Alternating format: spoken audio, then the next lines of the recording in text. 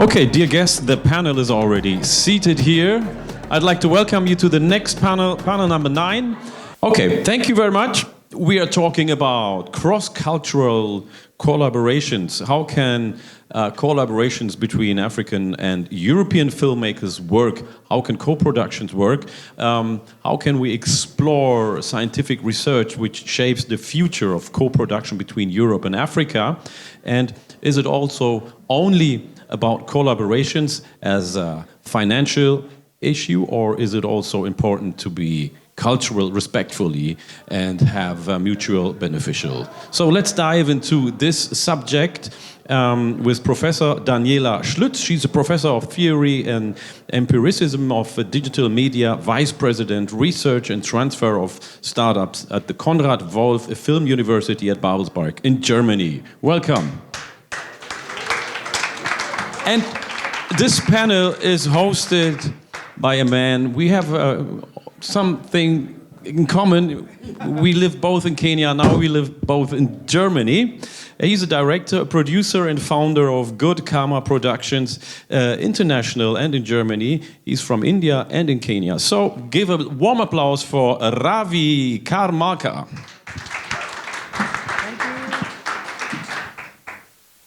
So there we are.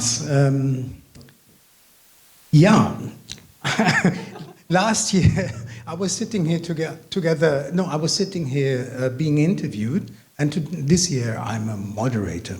So let me see how this is going to work out.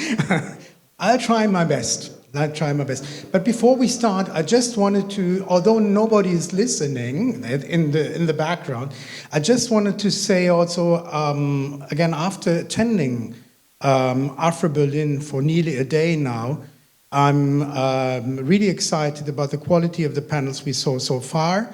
And thank you also, Prudence, for all the effort you've put in, and it turns out to be really even more exciting than last year.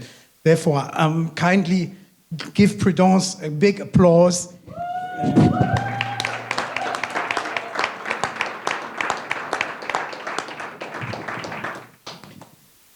Okay. Now, also exciting for me is to sit here together with Professor Daniela Schlütz. We met a year ago, and let me just explain a little bit the background. So, last year I was sitting here on the panel describing a project called the Afropean Co-Production Booster. So what is this all about? Afropean Co-Production Booster is the vision of working much more together between German and European and African filmmakers in front of the camera and behind the camera.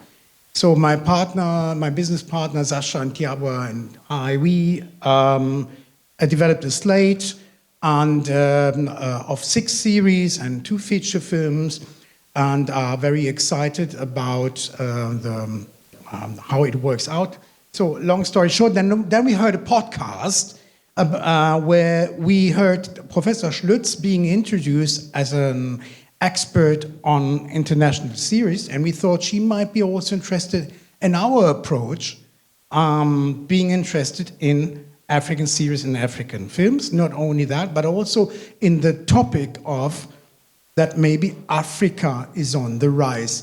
Now, the most of us might know what is Africa is on the rise. That's a headline for the assumption that in the next years, Africa might be an emerging market. We are going to talk about that now. And if Africa is an emerging market, as all the other markets are saturated, this also comes along with the vision of African and German European filmmakers working much more together in front and behind the camera than ever before. And if this is so, it might come along with problems, with questions, but also with opportunities. And Professor Schlütz was very much interested in that. So give her also again a warm applause. Welcome, thank you. And it's some kind of world premiere, so to say, because it's the first time, to my way of thinking, that a German professor and German students dig deep into the question, and trying to do scientific research on the phenomena Africa is on the rise. So maybe my first question to you now is: so why you as a scientist were interested in the topic? Hello, everybody. Before answering your question, I need to say I have been called professor so much more often in the last 5 minutes than in my last year teaching at Film University, okay, where everybody calls me Daniela. They love to, or they would like to tell me Dani, but I don't like that. So Daniela's fine. I'm a social scientist by training, actually. So I'm not a film producer, and I do not come from film studies. The real expert that should sit here in my chair is Professor Skali Loist, my colleague with whom I did the seminar. We'll be talking about in a few minutes, but she's in the USA right now, so unfortunately I'm in her place, but she says hello and she would like to have a full story from me in a minute.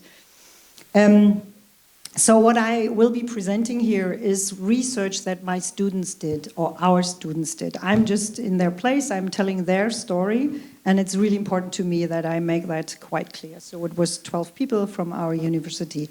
And Rafi and Sasha really, he told you about our meeting, and he came with this idea, what about thinking about Africa in scientific terms? And this is not my area of expertise, or was not my area of expertise before I was, I don't know, pushed into it. And it's such it's really an interesting topic, because maybe I like to start with saying that in Germany, at the Film University, but in Germany overall, we know far too little about Africa. I mean, on the first hand, or firstly, it is absurd to talk about Africa as a whole and ignore all the cultural diversity of this huge continent. I would never say I do research on Europe, maybe on America, but I would always think about the US, I guess. So this is the first thing that is interesting, or was interesting for me. Why is that? And secondly, there's far too little coverage about Africa, the continent, or all the cultural diversity there, whether it be news, whether it be fictional stories. And when there are fictional stories, or when there are news stories, news coverage, it's very one-sided, very stereotypical. That is what we know. We think about this single story, the danger of the single story. And that is what makes it very interesting for me in scientific terms. And I'm doing production studies together with Skali Loist, where we strive to understand better how we produce films, and how to, let's say, how we could work together more fairly, in a just nicer way, making good films, but also staying healthy, for instance. We talked about that a minute ago. So that's what interested me. Yeah, thank you for having us. Having us means you invited us, Sasha and me, last October, I think. It was the beginning of the semester, and you encouraged us to talk in front of the students for many hours about the Afro co-production project, about our work in Kenya. So we produced a high-end series together with Kenyan colleagues we called Country Queen, which is now on Arte and Netflix. We produced a Chaguo feature film, a Romeo and Juliet adaptation, also with Kenyan artists, which went very well. So out of this, the Afro-European co-production booster was born. And so we talked about that, but and we were very fascinated also with our vision. We brought on the table that maybe much more co-production is going to take place in the last years. But were you aware, or were you sure that out of this introduction, 4 research projects were born then? No, not at all, actually. We basically left it up to the students to decide of how they wanted to approach the topic and which questions they were interested in. Our students team came from 2 different degree courses, film and television production on the one hand, and digital media culture. It's the course I'm teaching on the other hand. So they brought very different perspectives and interests to the research projects, and that is always something I'd like to encourage. Bring your own perspective, try to reflect on this, try to reflect on where you stand and what are you bringing to the project and what, of course, you're taking from it. But that's always something that is very important to me, and I think it's very fruitful for the students as well. So we as a team, as a group, approached the field of Afro-European collaborations on various levels. We looked at different factors, and it was very important to us to do this research as openly as possible, without if that is even possible, but without preconceived ideas, scientifically, basically. Absolutely, 4 research projects. So maybe we dig into those 4 projects. Could you kindly describe the 4 research projects? So what were the young German students interested in?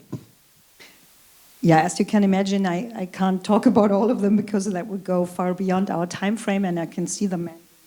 This? No, that's fine. Okay, so not very much time. So in a nutshell, it's complicated and it depends, no surprise there. Actually, the first thing we did was to interrogate or to ask ourselves whether the narrative Africa is on the rise is a correct one. Is that, I mean, that's what we do as scientists. We always look at the premises of the things we work on. And we looked at Nollywood, or a group of students looked at Nollywood, and we heard the panel, so I don't have to tell you anything about it. But what I can say, what was discussed on the, I think, 7th panel here, we did find that in the numbers. The students actually just took the IMDb and counted all the Nollywood productions from there. 30 years, actually, they looked at, and they found very interesting curves, and they found a very high potential of these productions, coupled with some interesting factors like, of course, money. So funding was important, stability of the political state was important, but also, and this was, I think, a topic of the panel as well, the role of distribution. Always think from the end, what are you going to do with your film? Who's going to look at it? So that was really interesting. And then the other 3 projects more looked on the, let's say, the factors that influenced this potential or how we work together. And we found 3 different levels. One very important level, of course, is the structure of the film industry, the logics of the film industry, which is very much dominated by film funding. I don't have to tell you anything about that. So for instance, the World Cinema Fund, which not only influences the organization of collaborations, but also creative decisions. For instance, the WCF primarily supports art house productions, so that has, of course, some kind of influence. Distribution, I already talked about it, is very, very important. One very interesting point I found, we talked, or let's say one point that was very important to the students was stereotypes. And they talked with their interview partners, why are there so many stereotypical stories out there based on familiar subjects, on prototype characters or prototypical characters. And some of them, there is a downside to stereotypes, but there's also an upside as they are easier to sell. It's easier for many people to relate to familiar characters, to stereotypical characters. So that's an upside, but there are many, many downsides, as we of course know. One interesting point, I'm looking at him and I'm trying to shorten this. He's good with us. Yeah, see how very much longer. They talked about another level, another important level of influence factors that lie within the production teams that are structured by the logic of production cultures, the way we work together, the way we used to work together, or we are used to work together. The power dynamics were a very, very important point, and these power dynamics also shape creative output, of course. Questions of fair pay, we had these on this panel as well, really, really important. And what is fair pay, and how do you pay people fairly when they come from very, very different backgrounds? What was very important to the teams or the people we interviewed was that there is some kind of, let's say, it was very important that everybody is able to participate equally in the creative process. That work is not only service-based in one country and creative in another. Oh, okay, 2 minutes. 2 minutes, yeah, that's what he is signaling. So, and another thing that was discussed on the panel here as well, really important, we think, is to reflect hybrid cultural identities, avoid othering, but bring our identities, our diversity from both countries together. That's okay. I'm not used to being stopped talking. I'm a professor. New learnings, yes. Okay, but you are into scientific research work for a long time, decades. So what was different here with this topic? Is that basically everybody knows it better than me? That was really different because everyone here knows what it is to do collaborative work. And I had to learn about it on a theoretical level first and then on a practical level. And I think I and my students learned much more from this project than you might. But I think for politics, somebody said, I think from UFA, data matters. And that's really the point. Data matters. And we are trying, of course, we will do a publication on our research, hoping that maybe we can induce some change into the industry. I totally agree, data matters, because we are also encountering skepticism out there if it comes to commissioning editors, for instance, here in Germany. So the question always comes up like, really? Africa? This might be interesting? To co-produce with Africans, really? Are you really, really sure about that? So sometimes we were hoping for data to be, to be on the tip saying like, yeah, we have proof, these are the numbers, these are the figures, these are the projects which went well, etc., etc. But there is no data. It's more like a gut feeling, assumptions, and again, we are always recurring to 2 projects which we already did in Kenya, which went very successful. Also thanks to the ministry. And anyway, but thank you for starting this. There we are. Thank you for the opportunity. Yes. Will there be something coming after that, or is it just it starts and that's it? Let's say I do hope so, but I have so many hats on this university doing so many different things.